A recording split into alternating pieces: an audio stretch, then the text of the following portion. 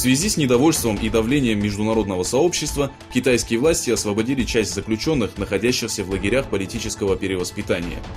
По последним сообщениям, поступившим из Восточного Туркестана, заключенных отпустили по случаю окончания так называемых подготовительных курсов. Вышедшие на свободу узники отправлены для работы на заводы и предприятия, где за ними ведется круглосуточное наблюдение. При наличии специального разрешения на выходные они смогут навещать своих родных.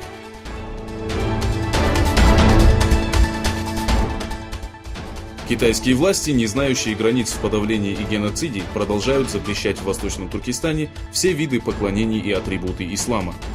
По сообщениям Туркестан Таймс, студент Дунганин, учащийся в университете провинции Ниншия, получил дисциплинарное наказание за то, что постился.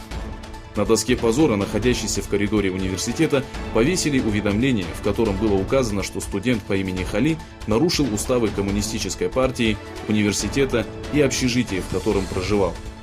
Хали опозорили и обвинили в незаконной религиозной деятельности.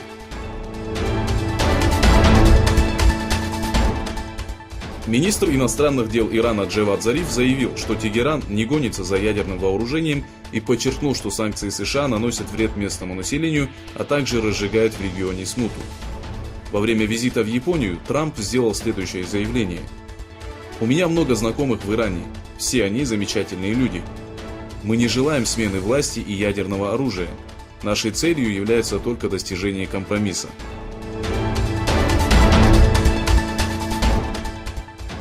Американские специалисты посчитали расходы, необходимые США в случае войны с Ираном.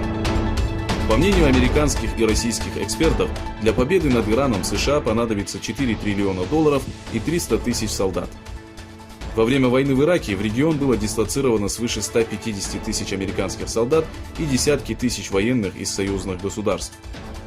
Военная кампания в Ираке обошлась США в 800 миллиардов долларов, но есть и предположение, что было потрачено 3 триллиона.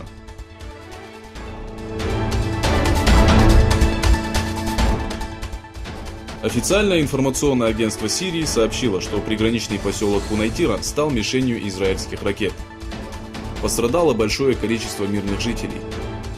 Военные источники Израиля подтвердили информацию о ракетных ударах по территории Сирии.